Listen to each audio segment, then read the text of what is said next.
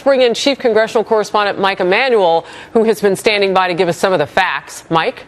Well, Harris, I've been talking to sources all day long and really all week long trying to figure out how close they were to getting 50 yes votes. And I've been hearing the same things we were hearing in July, which is we're getting close, but nobody's saying we are there in terms of getting the 50 yes votes. A lot of folks saying the only thing that's been different between now and what happened in July when health care reform failed by Senator McCain sinking it was that McCain's best friend in the world, Lindsey Graham, has his name on this bill. And so there was some thought that maybe out of friendship to Lindsey Graham, John McCain might get on board and vote yes and help push this forward. Now eyes shift to people like Susan Collins of Maine, who voted no back in July, and today said she is leaning against it. And so a lot of folks were not holding out a lot of hope that she would get on board.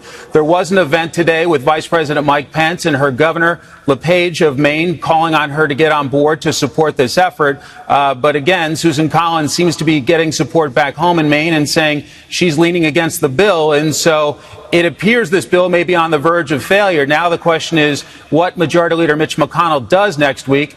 There's some suggestion that some folks, perhaps at the White House, want to put Republican senators on the record.